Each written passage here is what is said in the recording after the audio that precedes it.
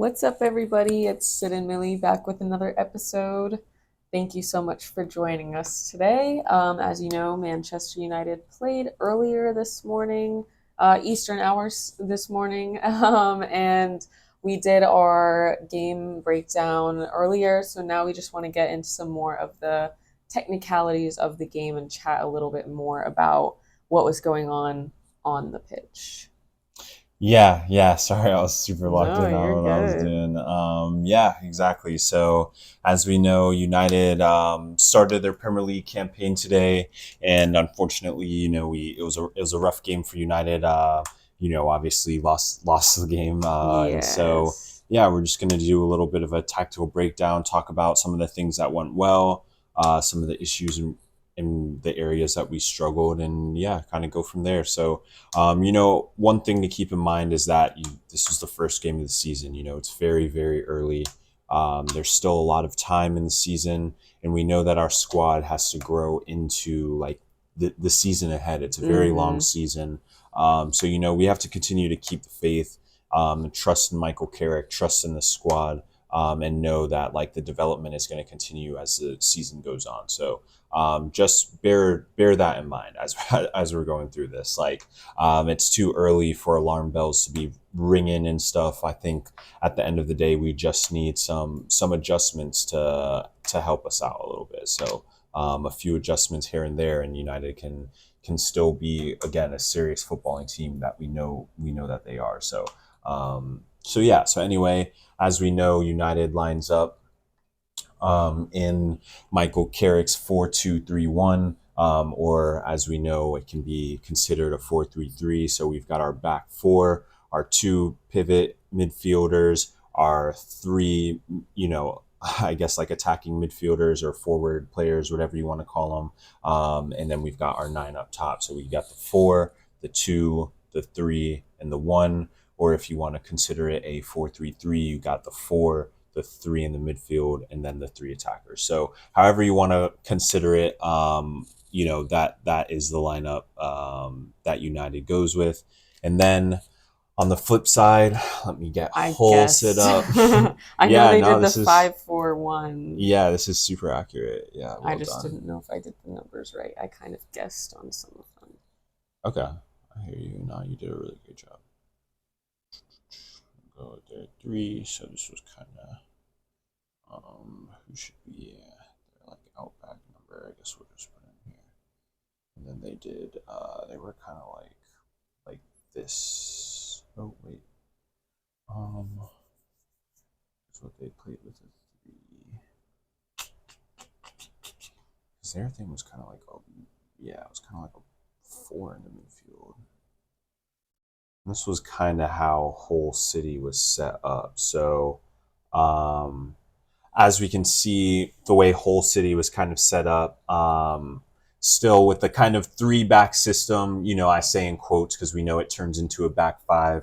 Then they had a midfield block of four with their point man up top. So they played basically with a 5-4-1, but we know it is like a traditional like three back system because we know the wing backs obviously will push up into like the higher positions. But Okay. but because Hull City was defending for majority of the game and United had a lot of possession, they were in this pretty flat 5-4-1 like in most times of the game. So again, highlighting United struggling to play against a team with a five back system, struggling to find the spaces, but primarily in the first half was when a lot of the issues were. So Okay, got it. Well, okay. So where would you say, I guess, do you want to start with any like strengths in the match that you noticed, or more so like let's get into some of those things where you're um, like, we could have done this better. I don't know if there were strengths. I figured we'd start there yeah, because there were probably less yeah. things to talk about. Let's do it. Let's get the squads mixed in here. Let's move our lads around. Hey, get our This is guys super moved up. noisy. Yeah, it's okay though. Whatever. See their guys up there. Let's put Bruno. So, yeah, I guess I'll do a little mixy mix of like what we blabber about. So yeah, I think overall, I think United did a good job in their possession in the way they maintained the ball. But again, possession alone is not going to win you football games, right? Like we were fine with the ball in these wide areas. We were fine maintaining the ball, getting the ball to our midfielders. But the areas we were struggling is we were giving a lot of like these sorts of passes away today. So in times when we'd have Cunha trying to show underneath to receive the ball here, we were giving a lot of like these passes away. We were having like these players step in and intercept these sorts of passes that we were trying to connect through to the midfield. And then in those moments as well, we were then very slow to transition. And again, we found that we struggle when the team is able to keep players kind of high and wide against us, especially in those transitional moments. So it's like we were giving the ball away in the midfield slightly cheaply, trying to play some of these split passes, but because of that, they're coming right back down at us and trying to play into areas to hurt us. So that was a little bit of the issue. And again, like we saw more so today, Santos sitting in the 6, which was fine, but I think again a lot of the issue comes from like was coming from these two guys. Again, not to single anybody out because it was a whole team thing. Everybody was off the paces today. But in a lot of moments, these guys were very slow to get to the ball and apply pressure. And then we were slow to get to the second one and slow to get to these all sorts of passes in the midfield. We were very slow to get over to them to defend and put pressure on the ball in those moments to make them uncomfortable. So what we were seeing was they were able to transition, get to their wide guys and get down the field against us. And we were kind of lackadaisical in the way we were applying pressure in those key areas in the midfield. And then as far as going forward, when we did have the ball, when we were in semi-decent positions, right? I think a lot of what was happening hold on one sec. Let's see, we're here. So a lot of what I think was happening was, and a lot of times it's like Bruno and Tielemans were kind of in the same sorts of like spaces wanting the ball, and that's why I referenced earlier in our video that they were kind of stepping on each other's toes. Because again, we want Bruno to be the one that picks up the ball in the space like this and to have that free passing lane, right? But he can't do that if Tielemans is up with him because he's bringing this defender as well. So they're almost like getting in each other's way because they both, in some areas, it was Bruno on the flip side where Tielemans had the ball and it's like Bruno is up here bringing that midfield. So we're clogging. Yeah. So we're like clogging up these areas and we're unable to find passes, or at a lot of times Santos was unable to find good passes because his two partners were, in the mix around with all of these other defenders around them, right? So we couldn't really play into these guys because they were in the same sorts of spaces. So along with that, also in the first half, we were very narrow in the way that we were receiving the ball. So, I mean, Dorgu, when he was picking up the ball, was coming inside and trying to combine with Cunha, trying to combine with Bruno, trying to combine with Tielemans. But what was happening is when he was coming inside, he was bringing another defender inside, right? And so this area is very clogged up already. Yeah. So they've got their 6 in there. They've got their other midfielders in there. Their wing back is matched up. So we didn't really have the best options, and at the end of the day, like we were kind of playing into Hull City's strengths by not forcing this back 3 to move when we were in the first half. It became very easy for them to defend against us because again, we weren't really able to get Cunha in any dangerous positions because every time, Cunha was looking to get on the ball, it was underneath. We weren't making runs in behind these guys. Again, that's this example, the space is too tight, but if we were a bit further back the pitch in possession, so say we've got our guys a little more spread. You good? Yeah. What happened? My little tool rubbed off my leg. Oh. All right. So yeah. So let's say we're a little bit higher up the field, right? And so we've got our 9. Everybody is kind of matched up. So this is kind of the battles we were seeing at different points in the field. And I think again, what the issue we were having is that we were having both our 10 and our 8 in these advanced positions, but neither of them were really getting in positions to like hurt the other team. We couldn't really find anybody to feed. And when we were finding them, it was under pressure, which was leading to these sorts of square passes, which were getting intercepted. You know what I'm saying? Or we were losing the ball under pressure, or we were playing, high risk pass across the field, which were then getting intercepted. You know what I mean? Yeah. So it's like we were having a lot of issues with trying to be dangerous in our possession. And look, obviously, when we were knocking the ball around at times, just like in our simple, like not really going anywhere mode, this was fine. We had tons of this. We had tons of passes that were fine. You know what I mean? We had 73% of possession. We had tons of the ball. Yep. So we were moving the ball well, but in key areas in which we could have advanced our play to, try and slip players in behind, trying to switch the point of attack. We just weren't able to do that early in the game. First half. Now, second half, insert Marcus Rashford. That changed. Talking about Rashford. Yeah, that changed the entire way that Manchester United began to play in the second half. And again, I think more than ever, it's become very evident why Rashford had a 20 goal and assist season last season with Barcelona. It is because of the danger he immediately brings on the pitch. Rashford picks up the ball. He's immediately running at his outside back. He's running at him. He's trying to create danger immediately, already making this person sweat. What we started seeing every time Rashford picked up the ball, they were sending two people to come and try and deal with Rashford. Always. If it wasn't the midfielder, it was this guy, always trying to come and mark Rashford to see what he was doing on the wing. This was allowing Luke Shaw to get around free and behind. Rashford was finding Luke Shaw around. So we were getting good crosses into the box. We weren't able to find people. But again, the partnership between Rashford and Luke Shaw was excellent. They immediately, Rashford unlocked Luke Shaw. We saw a lot of in situations where Luke Shaw is playing in, moving up in the play, Rashford is getting the ball, and Luke Shaw is again just staying wide, committing to that, and finding the ball in a later phase of play and getting in behind, truly being an attacking left mid. But that becomes unlocked because of what Rashford is doing, because every time he picks up the ball, when he came inside, he's drawing two defenders. When he goes outside, he was drawing two defenders. So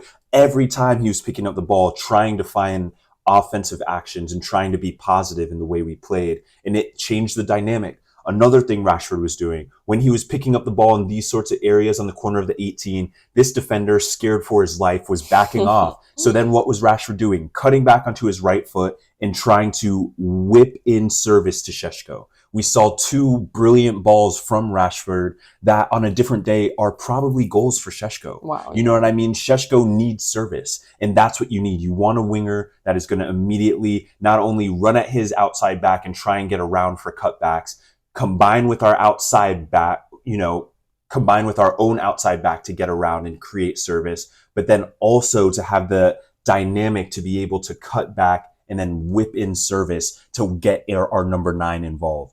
That was brilliant. So that was a little bit of Rashford's wing play that we saw. Okay. I know I've messed up the names. Yeah. Another thing we saw was when Rashford slid to the number 9. So when he was the number 9, we also saw a good bit of stretching of their back line in like a longer way. So Rashford was making this starting run, drawing this center back out of his position, right? Creating spaces in these areas for United. And when they played those balls, again, it created unbalance in their back three, and it was a different dynamic that we hadn't brought to the match yet. So it was well done by Rashford to recognize that, and it was again us hitting those balls from the back and kind of taking that risk, taking that long chance, hitting a ball over distance and seeing if we can test their back four. It adds a different dynamic to our squad. This stretch from Rashford in a lot of areas on the pitch, what it allowed for was then Cunha to sneak into these sorts of areas in the midfield and pick up the ball. Yeah. So that is what happens when we stretch the defense. It creates new spaces that will unlock obviously their sixes there, but it creates new spaces for us to continue to attack in. So then Cunha was picking up the ball here in those sorts of areas. And that's how we saw kind of the play develop at a different point with Cunha, with the ball that he played through to Brian Mbembo, right? He picks up the ball in an area like this. He's got more space. He slips in a pass and we're in behind, right? Yeah. We almost scored off the opportunity. It could have been something brilliant. But again, that freedom that Cunha was feeling came from, again, Rashford and his fluidity, not only being comfortable playing on the wing and being a winger, but then also at times stretching up as the 9, backing into the defenders, making runs in behind, which force these defenders to make different decisions, which then again opens up other spaces for players underneath. So it was really well done from Rashford. Great recognition from Cunha to see that Rashford was shifting and moving and kind of taking advantage of Rashford's fluidity to then move into those sorts of spaces. This also allowed for Bruno Fernandes, primarily once Kobbie Mainoo came on in the midfield for Manchester United. I know I haven't been doing a great job of moving all the characters you're good. around. I was just gonna ask you about Kobbie because I know you had mentioned 2 big like game changers earlier in our conversation.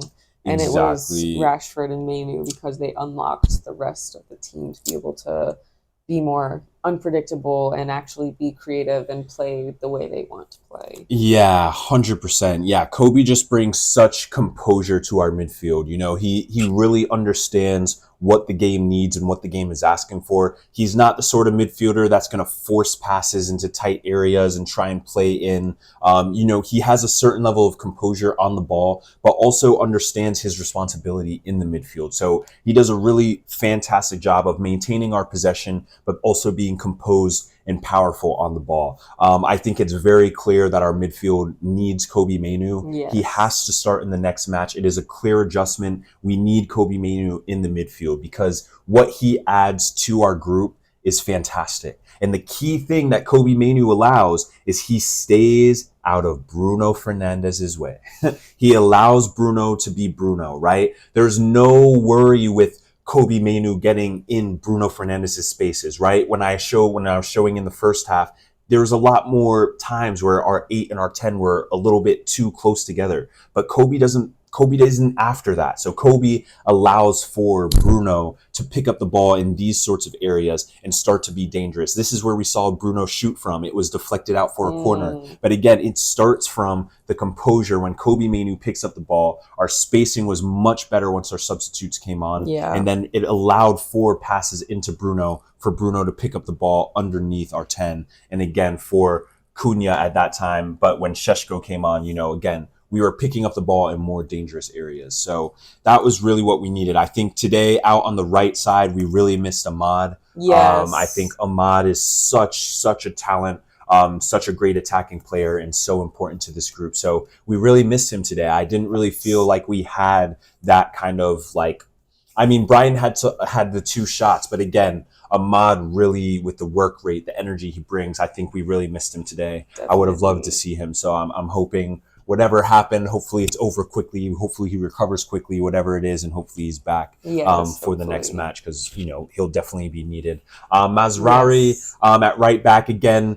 In my pre-match, if you heard our video yesterday, I thought today was a good day for Dalot to start simply because of the nature of the, you know, just the game at hand. And one of those very physical, very powerful games. And you kind of want that very hard runner outside back to be getting into those sorts of spaces and getting in crosses and getting underneath and be support. You know, Dalot does a lot of those things. Mazraoui is more of like our traditional right back, which again is good, but I really felt like Dalot was a little bit more suited in this game for that. Because he's more attacking minded versus like defensive minded. Exactly. In a game when we had a lot of possession and we needed someone to kind of unbalance them, a right back who does crosses or who is able to get into these sorts of positions and even shoot himself, it adds a different dynamic to our group that, you know, could have potentially been the missing piece to unlock them. So we won't really know about that. But yeah, when you play with the more traditional lads, again, you might not get that. And again, Luke Shaw even played more quote unquote traditional in the sense in the first half. But then when Rashford came on in the second half, he kind of turned into that attacking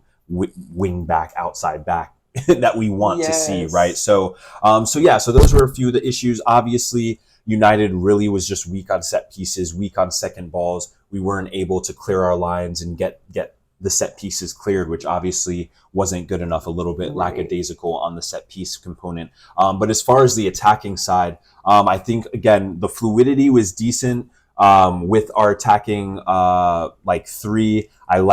Specifically in the second half, it was great to see Rashford, Cunha flipping, switching, Yes. combining. It was really good. Rashford was brilliant with Luke Shaw on the left side in the second half. So again, those are good signs. Those are things that we want to see from our group. That again, early but good signs, right? Where are we? Let me move these guys back. Yeah. All right. Got a 6. There, 8. 6.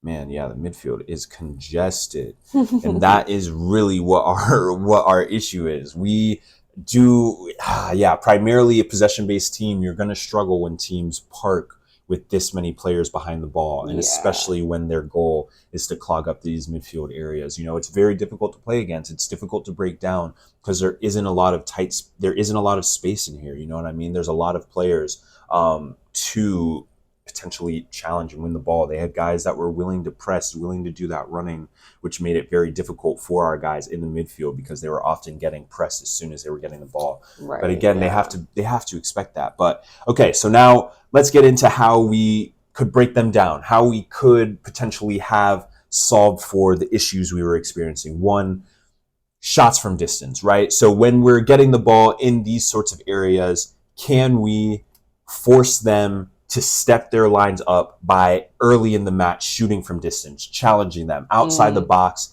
Let's let a couple fly, test their goalkeeper's hands, right? Get into that sort of rhythm. We're going to take chances. Can we, from the early part in the game, can we isolate Mbembo with the outside wing back? Or can we find him, can we do a little, in an ideal world, can we draw them out by lingering with the ball at our right back? Draw this guy here, play into our midfield, find Brian out wide and isolate him against this left center back. And can we see what happens? Yeah. Run at him. Have the messaging very early in the match. Run at everybody. Take chances early. So let's go ahead, try and isolate Brian immediately, right? You would hope early match they're running out at you. Yeah. Now we are running at them. I think isolating Brian, it will give him a lot of confidence. I think one-on-one is where he excels. So boom, he's cutting inside, potentially shooting on his left, or he beats this guy for pace and is looking for a cutback. So I think, again, a little bit of that, much obviously easier said than done, but I think a little bit of our possession, it needed to be,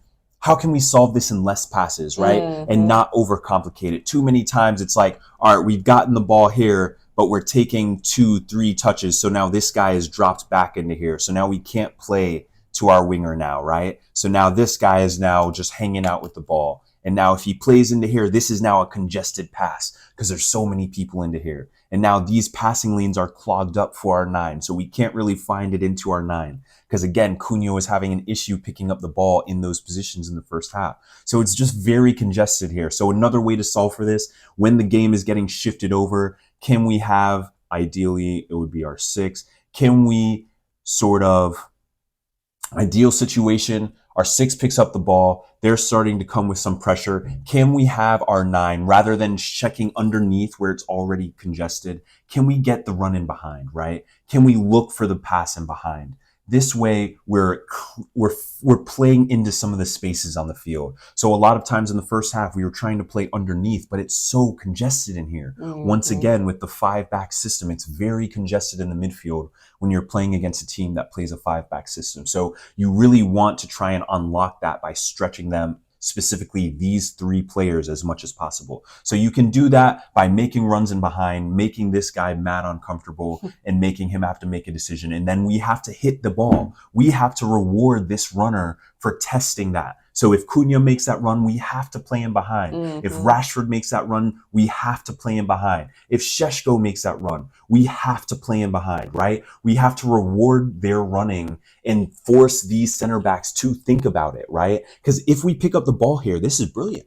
We can get runners into the box, right? We can immediately attack from that. So that's a brilliant thing if we reward that hard running. Now, this run can also be a decoy. Now, if we're making a run here, this is going to also draw this defender, right? Naturally, even though this guy should be following the runner, this guy is also going to squeeze. Now he squeezes. So now look at this space. Now we have another opportunity where a runner has drawn defenders, shifted the back three out of place, and now can R6, or if it's not R6, can our center back ping this ball across the field and isolate our left mid with shifting out of position right center back. That would be ideal, right? Those are the sorts of things we have to be looking for to unlock that defense. How can we shift them? How can we move them? How can we make runs that make them uncomfortable? A lot of times in the first half especially, we're just playing underneath. We're playing right in front of them. So these guys aren't moving.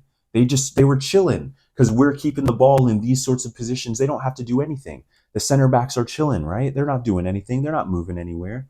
We're just passing the ball around. But when we engage into these sorts of positions, and we talked about it before, about the short, long, the most traditional footy pass, it can work in all sorts of parts of the field. Even if it's Shaw playing into the forward, right?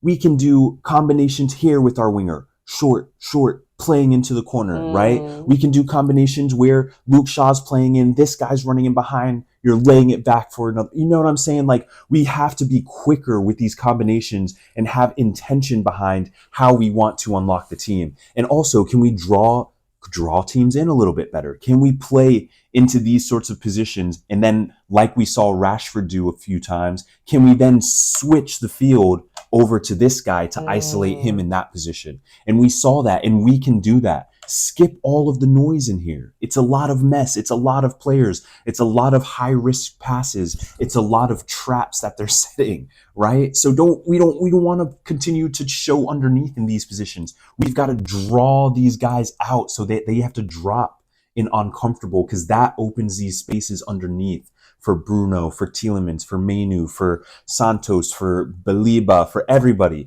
That is what that does. But we have to be willing to make those runs in behind, which we saw from Rashford, which we saw from Membo later in the match. But in the first half, we were absent from that. We weren't doing those sorts of things. So it was very comfortable for those guys.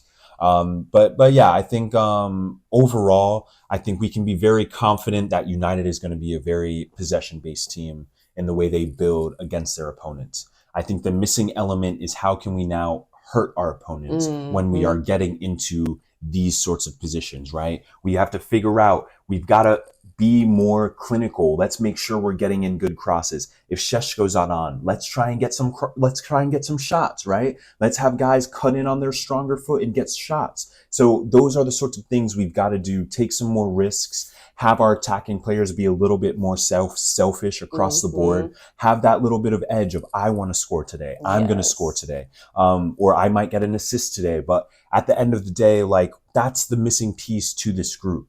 That, and then obviously the individual defending moments in the back. Right. Again, like, it's more important to watch the ball and win the ball than it is to win the physical battle with your, the man that you're marking. That physical battle is irrelevant if the ball's in the back of the net. So our guys have got to lock in, be more tuned in on set pieces, and focus on the ball at play. Man up, obviously, mark up, get your body on someone for sure. But your main objective is getting your head on the ball and clearing the ball. So that's just a set piece thing, right? That's just going to be grit, determination, and organization that should solve the set piece goals, because 2 set piece goals in a single game is unacceptable. Yeah. So needless to say, with some set piece tightening and then with a little bit of dagger at the end of the possession, I do think, again, this United team has a lot of ways that it can hurt teams. We definitely are still getting up to speed. That's clear. But it's the first game of the season. The points matter. And there's no time like the present to figure things out. So, next week we go again, but let's hope that Manchester United are able to kink out some of these, some of these issues in the system. I think for me next week, I think we start Dallo at right back. I think for center back, we're probably going to stick with Maguire, probably going to stick with Heaven, probably going to stick with Shaw. I think we probably are going to go with the Kobe Manu, maybe Santos, Kobe Mano, Bruno Fernandes. That would be my 3, depending on Baliba's availability. Right. If Baliba is available, I would love to see Baliba, Kobe Manu, Bruno Fernandes. I think that will be our best midfield 3 that we have. But let's see what happens with Yeah. Baliba's fitness and things like that. But nonetheless, Kobe Mainu should be brought in, whether he's playing the 6 or the 8, doesn't matter. Kobe Mainu on the pitch, absolutely. Period. Please don't make me send an email, Michael. And then on the left side, Marcus Rashford, pretty clear from the performance today. Night and day in the first and second half. Marcus Rashford starts on the left. Up top, I think we go ahead, bring Šeško's physicality from the jump. Let's go ahead and run him at the point, see how it goes, being physical and dominant from the jump. And then on the left, I think if Ahmad is healthy, again, don't really know what happened with Ahmad today. Would love to see Ahmad on the right. Would love to see Cunha out here. Would love to see Brian and Membo. I think we have a lot of options, but again, we need to start the game strong. We need to bring the dagger from the first whistle. Yes. So whoever is going to help us do that the best, put them real. there. But I think based on what we saw today, that would be my starting 11 for next week. And I think obviously lemons and gold, duh. But yeah, I think United again, believe in the squad. We know good results are coming. We know the glory days are ahead. But again, there's never sunshine without a little rain. So it's all good. Adversity early is fine. Kinks will get worked out. As long as we are seeing clear improvements week to week, we can be confident in the squad. So again, week 1, no alarm bells ringing yet, but let's see what to come. Let's see what happens next week. Yeah, absolutely. Let's see what happens next week. Did you have anything else you wanted to touch on from the game? No, I think that was everything. Yeah, I think so. Cool. Yeah. Well, those were our thoughts. This is the tactical breakdown of Manchester United's 2-0 loss to Hull City in the first game of the Premier League campaign. Not the way we wanted to start, but we move. Next week is another game, so let's go up the Reds. Up the Reds, yes. Yeah. So if you made it this far, thanks for watching, and we'll see you next time. Peace. Bye.